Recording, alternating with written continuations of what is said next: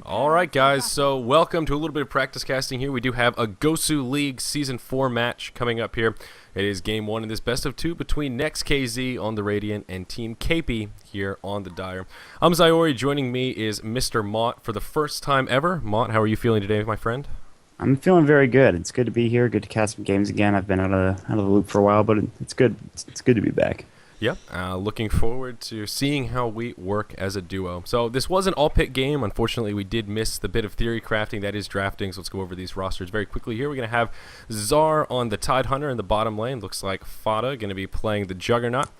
This is Pylai Dai on the Chen. We're going to have Barbar on Disruptor, and last but certainly not least, we're going to have Nada in control of the Tiny. Over here on the Radiant, we do have Ronin playing the Lifestealer, Ouija Zik on Ancient Apparition, Stallcat on the Earthshaker. I can't read blue while they're moving. Mantis going to be playing the Bat Rider here, and Ballless on the Windrunner. So, like I said, we missed the drafting overall, Mott. What do you think of the draft here? Do you favor one team over the other? I'm not sure if I favor anything. I mean, honestly, the stronger pickups I think are coming out of Kaipi, just because specifically they have Chen, who's still very strong despite his changes. They have the Tidehunter, they have the Disruptor. There's a lot of positioning in favor of what Next.kz has, which is a lot of team fight, but at the same time also a lot of damage from the Lifestealer. Bat Rider very strong right now. It's going to be interesting to see how this plays out, honestly. And it looks like they're sending Juggernaut mid right now, which is very curious to me. You really don't see that too often, but you know, new patch equals new changes, so a lot of things can happen. They might just want level 6 as quickly as possible with him. Yeah, I worry a little bit about Juggernaut going up against a Bat Rider. Bat Rider is so powerful right now. We were actually talking about him before we started the cast, and we already see Juggernaut taking a lot of damage. Once that sticky napalm starts to add up, it can be very difficult for these melee heroes, but uh-oh, Bat Rider going to get a little bit too close. There's a Blade Fury, and not going to be enough for a kill, but Juggy showing Bat Rider that he ain't afraid of no ghost, so to speak. Up in the top lane, things continuing to heat up as well. Stallcat on the Earthshaker going to be in a little bit of trouble as Chen moves into the lane, but uh-oh, it's going to be Barbar who's in a bit of trouble. Windrunner going to try and pick up a kill, but not going to be able to make it happen. Does knock the solve off, though. Now, again, they're going to try and turn this around onto Windrunner. One more hit. Shen going to be able to finish him off with that Satear Hellcaller. Very nicely done. So that's going to be a first blood by Kaipi. Certainly what they were looking for. Yeah, and this is going to be what it looks like. It's actually going to be a pseudo tri-lane here on the side of Kaipi, and that's why it works so well against the dual lane, you know, with the Windrunner and the Earthshaker. Despite Windrunner's, you know, ability to get out of there in time, you know, with different abilities, it's just too strong when you have that Satyr Hellcall. You've got Tiny, you've got the Disable there, as well as the Disruptor, who went Thunderstrike first, so going for the nuke damage. Right now, though, it looks like Tiny is actually in the jungle using his Anchor Smasher jungle for the small creep camp, so very interesting in that point, but the first blood does in fact go to Kaipi, so good job by them. Yeah, absolutely. And what's really interesting for me in this game is the Lifestealer in this bottom lane. As you mentioned, Tide's already sacked this long lane. He's abandoned it. He's moved into the jungle, and that means Lifestealer has absolute free farm, which I think is pretty scary, kind of playing with fire, so to speak. It's rare to see a Lifestealer, though, and I'll admit I have to plead a little bit of ignorance here on what we can really expect out of Lifestealer when he picks up total free farm in the early game. What do you think about him? I mean, does he fit into our current meta? Is he weak sauce? What do you think? I don't know. There's definitely stronger carries, I think, but I mean, you're always getting a free farm on any lane is going to be great. And I think what they're going to do with this is they're going to maybe even try to get a quick hand of Midas with this free farm, then perhaps go for just any item. Skull Basher, of course, is really great on Lifestealer. A bunch of other options to go as well. Just tankiness in general. Just he'll do a lot of damage, but I guess what Kaipi is saying here is they're not really afraid of him as far as a carry goes, but. We could see that change as the game goes on and how much free farm he does in fact get if we just, you know, if they do decide to rotate anybody down there. But for now, mid lane, a little bit of action going on Mantis. So another Blade Fury going to come out, and I think he's going to be able to survive no problem. He does have a bottle, so continuing to harass this Juggy, but Juggy has plenty of regen as well. Does have a bottle himself and a magic stick, as well as one Tango left. So he's doing pretty well, although in the way of farm, I guess they're actually pretty even. Juggy sitting 13-0, and Bat Rider sitting 12-3, so it is a pretty damn even lane. Juggy doing surprisingly well, given that he doesn't have a Quelling Blade or a Stout Shield. It seems one or the other is sort of required for a melee to hold his own against a ranged in a heads-up lane, but, well, I guess he's kind of proving me wrong a little bit here and doing a very nice job. I think what KP may be hoping for in this game in terms of letting this lifestealer pick up free farm is that they're going to be able to just win this in the mid game. I mean, with a Tiny, with a Chen, as well as a Tide and Disruptor, even Juggy, I mean, they're going to have such a strong mid game team, and with that pushing power, if Tiny can get a relatively quick Oggs, as well as those Chen creeps, maybe they'll be able to take some towers and really pull ahead before that lifestealer starts to shine. I mean, that's the only thing that I can really fathom here, given that they're letting him have just 100% free farm. Of course, Ronin leading the way in creep farm, 25-6. Yeah, absolutely. That's a good point about talking about the mid game, and I think that with a hero like Juggernaut, who's not necessarily the hardest carry in the game, when he doesn't need to farm a lane consistently, what he can do is he can come in with that Omni Slash and just farm, farm by getting kills and pushing with the team. Of course, Tiny's the same way if you play him as a carry. So I think that if they decide to go for team fights or towers, in the mid, early to mid game, they could actually push them and sort of deny lifestealers farm by that way. I mean, he will need to get some more decent farm to be able to catch up with these guys, but we'll see what happens. Yeah, and it's also interesting to see the Windrunner Earthshaker lane, and looking in the way of farm, it seems Windrunner is kind of the primary farm recipient, of course, only with 10 creep kills, but still just sort of a strange lane. It's not too often you see them together, but in the mid, double damage Bat Rider doing a hell of a lot of damage to this Juggernaut. Kinetic Field going to come in, not going to connect, and I think Mantis may be able to survive this, and looking to possibly turn it around. There's the Glimpse going to pull him back into the danger zone, and he still may be okay.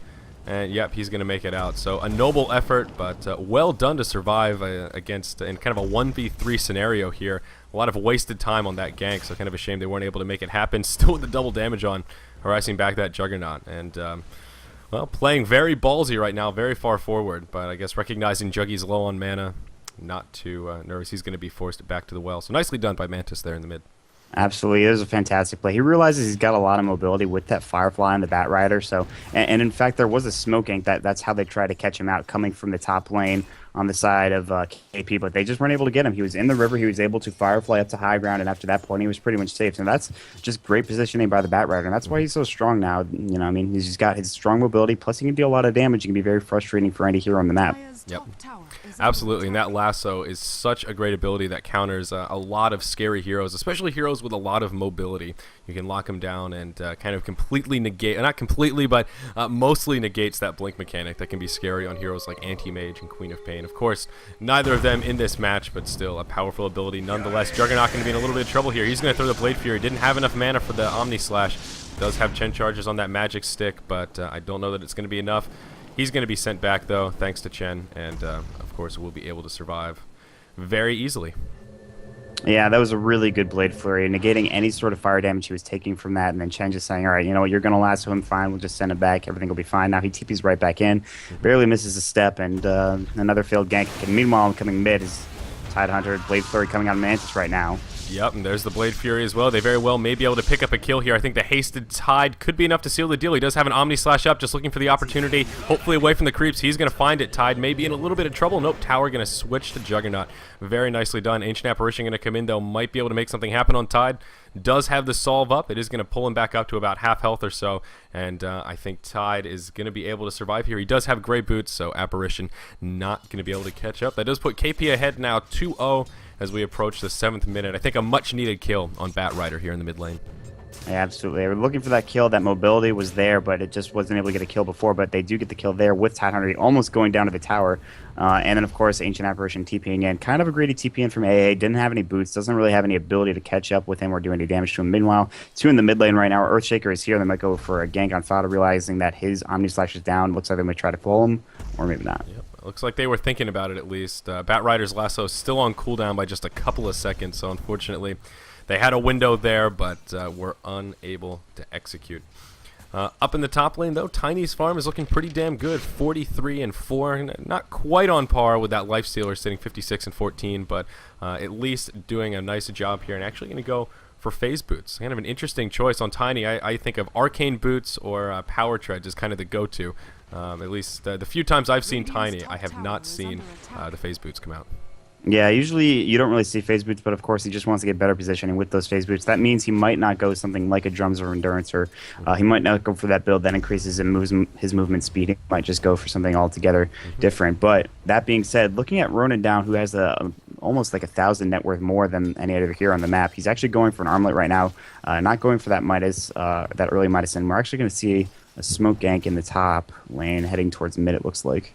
Or just around. Chen and Disruptor going to smoke up. It looks like they are indeed going to head to that top lane, possibly make something happen. In the mid lane, it could be heating up as well. Mantis going to activate an invisibility rune, and there it is. Actually going to go on to Juggy. He's going to throw the lasso as well as the Firefly. Ancient Apparition going to come in, as does Earthshaker. Throws the Fissure, but unfortunately doesn't connect with a hell of a lot. And Juggy going to get pulled back down. A beautiful flame break, and that very well may be the end of fodder right here. There's some action up in the top lane, but no, the Omni Slash to turn it around onto Batrider. Perhaps a little bit of lucky RNG getting all of the slashes on one hero, but very nicely done. It does end up being a 1-for-1. In the top lane, though, Windrunner did fall. Tiny was the one to pick up that kill, and it looks like they're going to be forced to sacrifice this tier 1 tower in the top lane as well. So that's going to put KP ahead now 5-1. They're going to pick up the first tower kill of the game and start to really pick up an advantage for the first time in this match, now pulling ahead by just about 1,500 gold. Yeah, and with that kill and with that tower kill, Tiny actually pulls away in net worth just ahead of Lifestealer. But the gank mid was a little bit failed from Next.kz, obviously losing Batrider to the Juggernaut. That's something that you don't want to have happen when you have a 3v1 there. That's not really acceptable. But that being said, I mean, Next.kz really needs to try to find some way to even this score out. They're losing towers, they're losing heroes, and it's just not going their way right now. So see what they can do to come back from this. And it seems to me that they might have a slightly better team fight team. Than out of them saying that it might be a little bit more even, given that there's a Ravage as well as a Hand of God on that dire side. They don't have a bad team fight team, but anytime I see an Earthshaker, I just think it's all about that Echo Slam. If you can line that up, then can be a tide turner. It would have been interesting to see this draft. I'm actually kind of curious about which heroes were banned out here and might have made these picks make a little bit more sense. But we're going to see some action. Ancient Apparition going to get taken out. Chen going to be the one to grab that kill.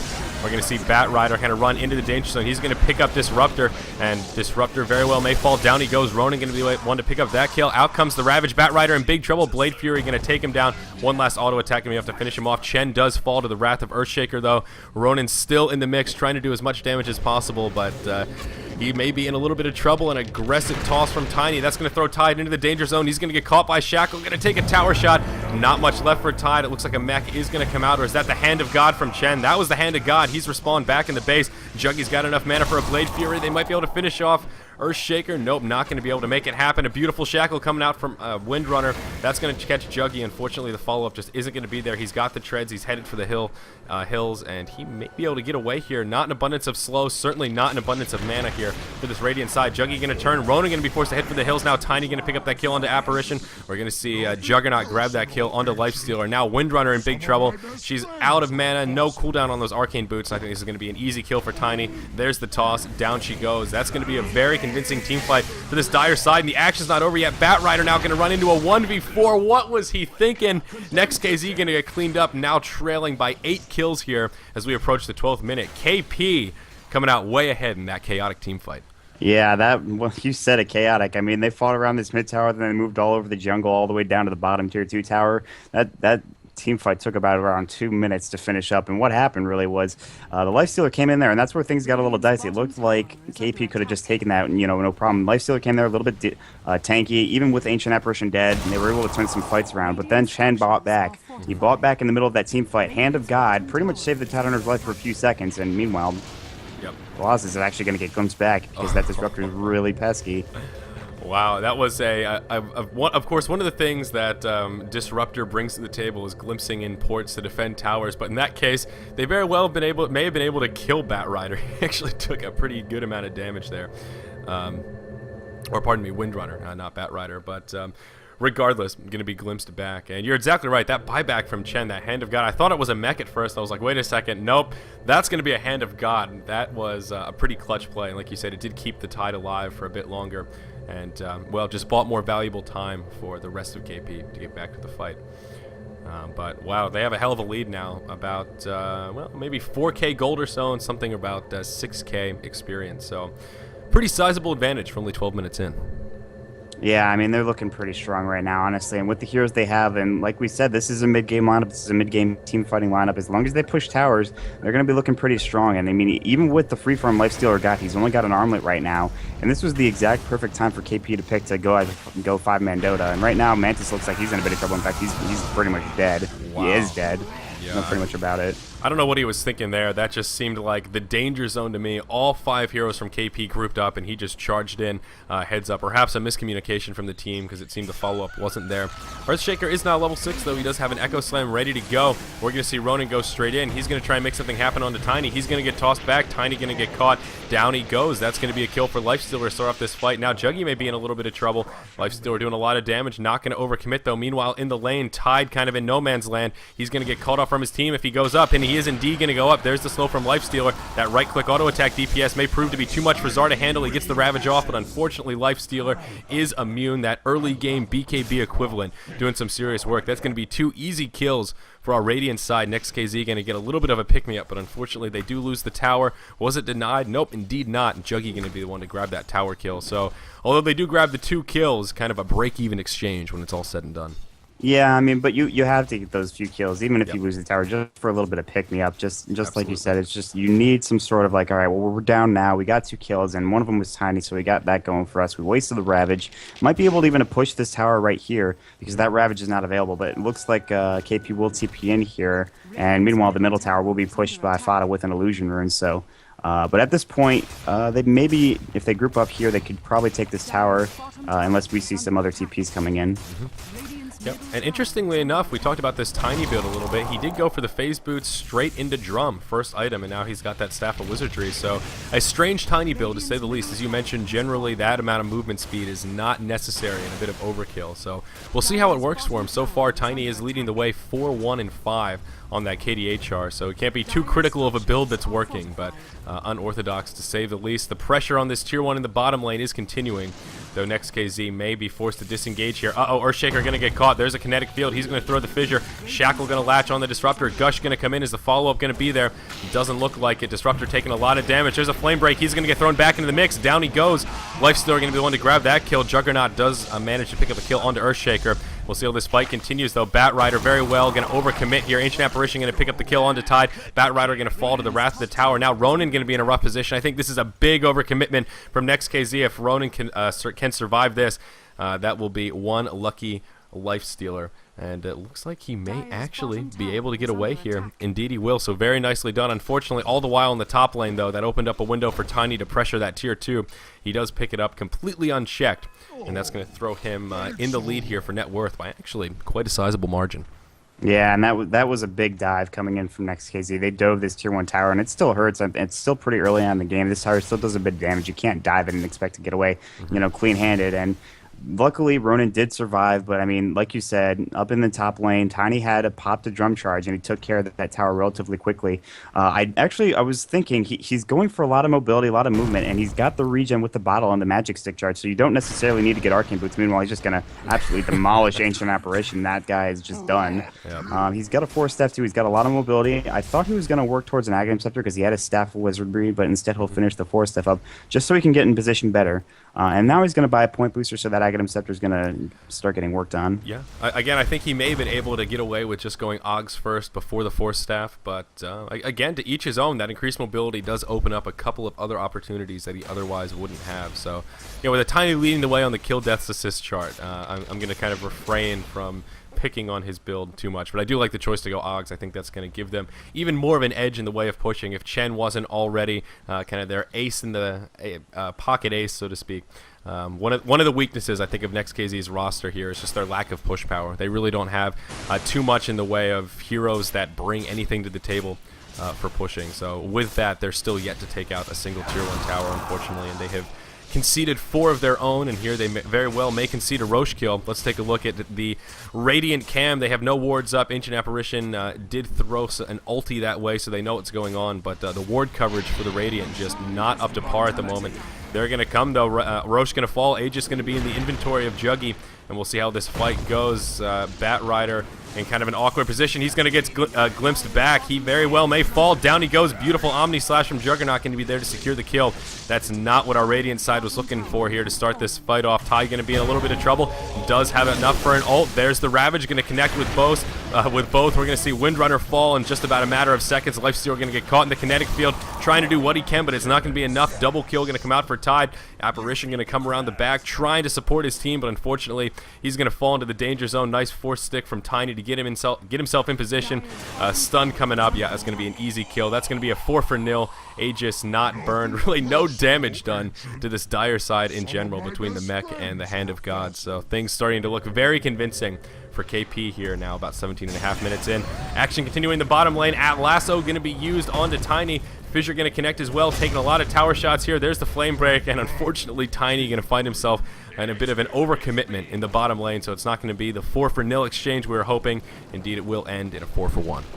Yeah, but I mean, at the same time, they got that kill specifically with the Echo Slam. They had to waste and that's 130-second cooldown. And honestly, I think once in that last team fight, when the Batrider got glimpsed back in, I think that's when they should have turned around and initiated. There was a stun there from the Fissure. I think if the Earthshaker gets in there, he runs in there, he uses that Echo Slam, then maybe that fight turns out a little bit differently. That'd be a lot of damage. They're all kind of clumped up there, but instead they sort of initiated when I don't think they should have. They realized the Roche was down, and they just went in anyways. And I don't think that is probably the best idea for them.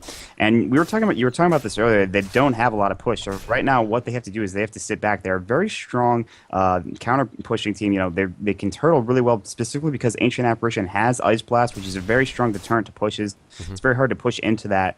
But that being said, I don't know how much they're going to be able to take, specifically because Tiny's just so good at just demolishing creep waves and people in general, especially every time he's caught AA out, he's just been killed instantly. So right now they can push mid, and I think they'd be pretty good to take towers, multiple. Yeah, and you hit the nail on the head with Tiny being able to kind of insta-give most of this Radiant roster. If you look at Windrunner and Apparition, they're a free kill every time. And speaking of the devil right here, Fada going to come in. That's going to be an easy kill with just an Omni Slash and a Blade Fury to follow it up in the mid lane. Even Batrider, a little bit tanky with those 2 bracers, but still his inventory is just not where it needs to be. 2 bracers and gray boots on Batrider. 19 minutes in is just a little bit disappointing. There's a Hyperstone up on Ronin now. They're going to engage this fight. Tiny taking a lot of damage. Batrider taking a lot of damage as well.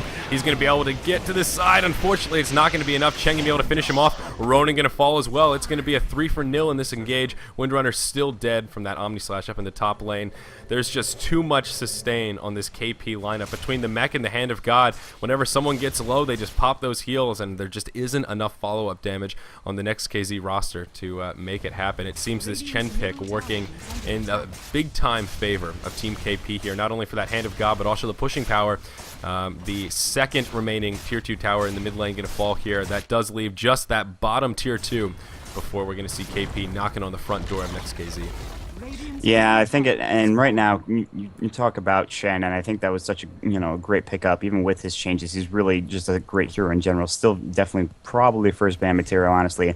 And honestly, KP just has better positioning. They've got better team fight. I mean, the static storms are right on for Disruptor. His kinetic fields are right on. They're getting the heroes that they need to get. They're focusing down the heroes that they need to focus down. Good, good Omni Slashes, good Ravages. They have everything going for them right now, and they've lost maybe like 1 or 2 heroes in a team fight, but they haven't really lost a team fight yet, and I don't think they will if they continue this up, even with this push. Yeah, and if you look at that gold graph, that pretty much spells out that story. It's just a steady decline in favor of the Dire, so that speaks to the point you made. They're really yet to lose a team fight, and as long as they keep it up, especially with this item tilt, they should be in great shape to clinch game 1 here in this best of 2 series.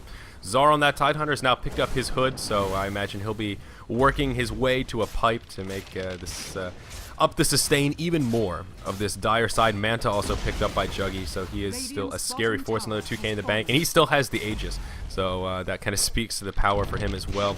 The problem with this Lifestealer now, if we look at that net worth chart, he's just fallen behind. His farm is okay at best, but just not where it needs to be compared to this Tiny, as well as the Juggy. And hell, even now that Chen has caught up to this Lifestealer. Armlet first, I don't know that it's a bad choice, but I kind of would have agreed with you that maybe Midas first would have been a better option, just to give him a little bit of more farm potential. And at this point, maybe he could have peaked a little bit further. Unfortunately, now he's just such a glass cannon with the Armlet and the Hyperstone. They do manage to pick up a kill onto Tide, and actually Ronin is the one to grab that last hit, so that will be a little bit of a gold pick-me-up. As you mentioned, Next.kz does have a lot of turtle potential, so although KP is ahead by a huge margin, it still may be a few more team fights before they truly push into the base and kind of secure a win. Yeah, I mean, whenever you're... That was a really good point about Lifestealer and talking about the Hand of Midas. Whenever you're in a situation when you are getting pushed in and your team is very, you sit back and turtle, and your turtle kind of lined up, You really need something like a Midas to sit back and just, get that extra 180 gold, that extra experience when you can get it. Because right now, you going into the jungle is very dangerous if you're a lifestealer. And in fact, this position right here is actually very dangerous for him. So anything beyond this, and he can't really farm anymore. So he's got to stick with the scraps that he's left with. And pretty soon, if they decide to come knocking, they can take down a tier 3 mid and even a Rax. And at that point, it's going to be extremely hard for him to farm. So picking up the Midas when he had free farm was probably the better idea. And then building into something else right after that might have been the better option. I like the armlet because it makes him extremely tanky and it's hard to kill him. But other than that, it doesn't do too much for him. But we might see some trouble here. Ooh, Disruptor, maybe stepping a little bit too far forward. The Flame Break going to come, but not going to be enough to drop him into a bad position. So Bat Rider not going to find the kill that he's looking for. Bat Rider does finally have his Blink Dagger, but at this point it feels like maybe kind of too little, too late. That start that Bat Rider had in the mid lane against Juggy, I was sort of hoping he might be able to pick up a kill, maybe move around a bit, but he didn't really have the rune control that he needed to dominate the mid lane, and unfortunately his farm just never really took off. And although Bat Rider is a very powerful hero post the patch that came out on October 4th, he still is a snowball hero. So if he doesn't get those early kills, doesn't get that early farm, he can still fall off very quickly. And I think this game serves as sort of a good example of that, especially if you look at the KDA chart. 1, 8, and 6. That's really not where you want your Bat Rider to be. A big item pickup has been made, though. Earthshaker now going to grab his Blink. Unfortunately, he's still level 9, only on that level 1 Echo Slam, but that will increase the potential for Next.kz to turtle up here in the upcoming team fights. Yeah, and the thing is, though, it's getting a little out of hand. You have the Tidehunter; he's got a Pipe of Insight right now, and against the team fighting initiation of something like the Echo Slam, it's just not going to do much, especially since it's only level 1. It does 200 damage. That the Pipe absorbs all of that. Any team fight you really got is going to be negated. So it's going to be extremely hard to focus them down in a 5-on-5 team fight. They need to catch heroes out some way, one way or another, but I don't think they can do that considering the fact that KP is going to travel as a team and they're not going to make any mistakes now. Yep. And going back to Bat Rider versus Juggernaut, I mean, Bat Rider had multiple opportunities for a gank and he just didn't, he didn't really capitalize on them, but you got to give credit to Fata, who's been playing extremely well. Very well on this Juggernaut. That's a great thing to point out. As I said before, going up against a ranged solo mid without either a shield or a hatchet is really not an easy feat. So you're right, that does speak to kind of his skills in the mid lane. Other items that have been picked up, Chen now has a Vlad's, and I love that choice to go for kind of an early Vlad's here, so to speak, to buff up kind of that right-click auto-attack DPS of the team. In the mid lane, oh, pardon me, I did miss a kill onto Juggernaut. He's going to buy back right away. Ty going to come in, going to be forced to blow that Ravage a little bit earlier than he would have liked, but they might be able to secure a kill onto Ronan. Kinetic Field going to come out. He's going to be trapped. Down he goes. The silence from Disruptor going to be a little bit too much. Earthshaker not going to get the Echo Slam that he was looking for, so he was caught by that Disruptor ulti. Not the best place to blink into, unfortunately. He does manage to get it off, but the follow-up isn't there. Tiny blinks forward. That's going to be the end of Apparition. He's going to force stick forward. Not quite the way that he wanted. Not going to be able to grab that Bat Rider, but still a very convincing 1 for 3, and then the buyback from Juggy means this push is going to be very scary. The Whomping Willow has been picked up for Tiny. He's finished the Oggs, and of course he now hits harder, faster, and in that AoE. So the base going to take a lot of damage, and wow, just look how fast that tier 3 falls. Yeah, they've got a lot of push, and honestly, that was the pipe right there with that Echo Slam, and that was just a great counter initiation. Once they killed Ronan, it was pretty over. It was pretty much over from that point, and they're going to take a Rax because of it. That was just another great kinetic field, another great static storm from the Disruptor, and after that, it was pretty much all downhill from them. And they might be able to defend this ranged Rax, but maybe not because Bat Rider's going to die, but. Yeah, there's sort of an opportunity there, but a nice Omni Slash will secure that kill. Uh-oh, Chen going to get tossed forward. He's going to be able to force stick back. I think he's going to survive for now. Zar going to be in a little bit of trouble. He's going to fall. The pipe goes off, though, so that's going to help keep the team alive. I think he's, nope, not going to buy back right away, but they do secure that kill onto Apparition. Nada going to be in a little bit of trouble here. Going to chuck back Ronan. The Shackle going to come, and whoa, that is a funny-looking Shackle as Nada gets sent back to the base thanks to Chen. So I guess technically it did latch, but all the while in the top lane, Juggy just obliterating this top laner Rax, gets the melee Rax down to about 150 HP or so. Going to throw a Blade Fury, going to try and go toe-to-toe with Ronan. He is going to port out, so actually not going to go toe-to-toe, pardon me. Going to get that magic immunity and port out. He will be able to survive, so. Yep, that turtle potential showing us that Next.kz has a little bit of life in them yet, but at this point it does feel like just kind of a matter of time before KP is able to push for the win. Yeah, and I think KP's got this. Even if they get a few ganks like this one on Nada, they still are in a really good position. Nada will go down here, but Honestly, he's down for 65 seconds. They'll have to deal with the mid lane being pushed in by the super creeps, and he's just going to buy right back anyway. So they're getting ready to finish this. I mean, there's the Rax up top is very close to dying, the melee Rax anyway, and there's really only one tower gone on the side of Kaipi. So they just really need to push together as a team and just finish, and might Roche before that. But at this point, there's just too much damage, too much team fight, too much utility items, including that pipe of insight, of course, the mech, the drums. You got everything going for you if you're KP right now. So it's looking good for them. And Juggy is pretty close to a Desolator. He's got both Mithril Hammers, and there you go. Going to be able to grab it just as I look into the inventory. So that's going to make Juggy much more scary than he is right now. Roche going to pop back up, and I think they are going to be able to grab a Roche kill reasonably easily here. We can look at the vision of our Radiant side, and they've got one ward up on that plateau in their jungle, but that's about it. So even if they had vision in the Roche pit, I don't know that there's much they could do to stop this kill without kind of committing team genocide, so to speak. So yeah, this Roche kill very well may be the nail in the coffin in favor of KP. Yeah, this Roche is going to go down pretty quickly. Between Fada and Tiny, the amount of damage they're going to put out, this Roche is going to fall, like butter. And it's I don't even think that Next.kz could even rotate in at this point. They're so far back. They're at their own tier 3. And yeah, I think they'll take this Roche kill, and they'll just either push mid or push bottom or push one lane, because most of them are pushed out except for top. But they'll look to push a lane and then hopefully end it. Yep.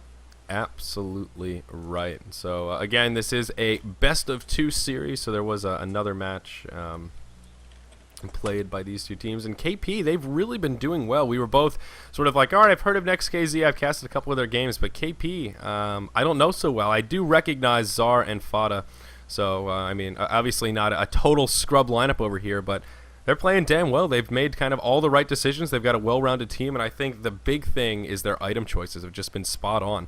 We were both a little skeptical about that Tiny build, but it seems that increased mobility early on worked very well for him, allowed him to pick up a couple of early kills, and that Oggs popped into his inventory kind of at the turn of a hat, so to speak. And again, I'm just such a big fan of that mid-game Vlad's on the support hero.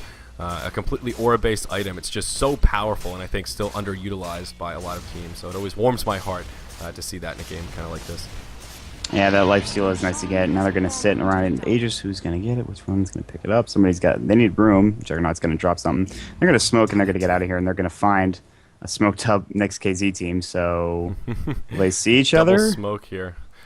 Well, looks like they're not going to bump into each other, so both sides still going to be completely invisible. This is kind of weird. I don't know if I've ever seen dual smoke gangs on top of each other, kind of like that. And Chen is kind of back away from the team here. He actually didn't get smoked up with everybody else. So we'll see how this engage commences. It's going to be all about initiation. Tide actually still does not have a blink, so he doesn't have that huge initiation power that Tide Hunters tend to have, but I guess with the super mobile Tiny that we've been talking about, it might be a little bit of overkill. Juggy going to go straight in. He's going to get a nice Omni Slash to start off this fight. That's going to take Bat Rider low. He's going to get caught in a kinetic field, and although he does get the lasso off, I think he may fall. Down he goes. Not the worst fight for our Radiant side, though. Lifestealer going to be able to pick up a couple of kills. Tiny and Disruptor both going to fall, though. Ancient Apparition as well as Bat Rider, it did go down. We do see a buyback straight away. Chang gonna be able to finish off that kill onto Lifestealer. That's gonna end his dominating streak. Earthshaker gonna blink back. He's gonna be able to survive that Echo Slam again, kind of turning the tide in that fight. This Lifestealer is starting to get a little bit scary. He has the Hyperstone, getting close to finishing a Desolator of his own, but unfortunately I think this game may end before he gets the chance to pick it up and really show us what a farmed Lifestealer is made of. He's gonna come back into the battle here. Him and Stallcat are ready to defend. There's a nice fissure to block him out. Kinetic Field not gonna connect. The Glimpse not gonna connect with Stallcat either, although the Force Stick going to be used on Juggy, and that may push him into a bit of a rough position. They're going to go straight in onto Ronan. That Lifesteal getting a little bit out of control. A beautiful shackle onto Zar, and Pylai die, and that may repel this push, at least buy them a little bit more time. The tower does fall. The racks are now exposed. There's no glyph up, and I think KP may be able to just start focusing on the structures here. Ronan taking a lot of damage as he does get caught in the kinetic field. Will be able to make it back to the base, though, and believe it or not, they do keep this bottom lane of racks alive. Again, next KP showing us they have life in them yet. Juggy going to get caught in a bad position. He does have the Aegis. He's going to fall. Aegis going to pop him back up, and we'll see what he can do when he comes up. Stallcat going to get pulled back. He's going to go down to the Wrath of Disruptor. We're going to see Disruptor fall in return, though. This, pardon me. Lifestealer still doing a hell of a lot of damage. Nada going to be back, though. He's going to start doing a lot of damage. There's the toss, and that's going to put Fada in a nice, more aggressive position. With his 4-stick forward. Oh, those are free kills for you there, Tiny. It looks like he's only hungry for racks, though. They just want to end this game. He's not going to opt to go hyper-aggressive. Just going to turn and whomping Willow those racks down. That Tiny, God, he hits for 300 and auto attack. It is absolutely insane. He's going to get pushed far forward here. The Shackle going to come out. Tiny may be in a little bit of trouble, and he's going to get pushed forward. Bat Rider taking a lot of damage. Another beautiful Omni Slash. That's going to secure the kill onto Bat. Unfortunately, they just didn't have enough to finish off the Tiny. The GG comes out from Next.kz, and of course, with Mega Creeps, not much they're going to be able to do. So it seems right as that Lifestealer starts to get farmed enough to have a presence in this game, they're just going to be a little bit too crippled. Exactly what Kaipi was hoping for with their roster. Yeah, and I think honestly, KP they had the better picks, and that was a really good Echo Slam. Like that really good Echo Slam, and if they had that earlier on when they were all at the same level, that might have been good. But unfortunately, it's a little too late for that. But I mean, KP just played extremely well. They had the better, I think, team fighting composition lineup, pushing whatever, what have you. They have the Chen. They've got great Tiny carry. Earthshaker getting a double kill. Wow, but everybody's buying back left and right though. So Claudia's still here trying to do work on this ancient apparition. So they are going to fend it off here, and yeah, you can see the fake GG, the tactics worked like a charm. Tell them GG so they overcommit, and then we'll pick up some kills. It'll work every time, but unfortunately they didn't defend the fountain. So you're going to see Nada. We don't do that in China. So, but that will do it. So not a bad game though. Pretty action-packed, 60 kills in about 30 minutes. There were a lot of just ridiculously chaotic team fights in that game. Yeah, and that's my favorite type of Dota game, and I think that's everybody's favorite type of Dota game, when you just have nonstop action back and forth. No one really wants to watch a farm fest, oh, let's watch the anti-mage try to get farm for 50 minutes before it comes in and wrecks the entire team. No, that's not enjoyable. Let's watch a game where we have consistent action, back and forth, nonstop, and even though it was a little bit one-sided, it was still pretty enjoyable. I mean, there were team fights that were going on for 2-3 minutes, and honestly, I think you got to hand it to KP. I think they just had the stronger lineup. I think Next.kz tried out something different here with, this composition. Earthshaker not really picked up too often, but good games between both of them. Yep, agreed. It seemed to me that Next.kz had picked a roster of all individually good heroes, but they just didn't have that same synergy that KP did with their equally powerful individual heroes. So that does wrap it up for Game 1, though, guys, and I think we're going to have Game 2 here coming up in just a moment.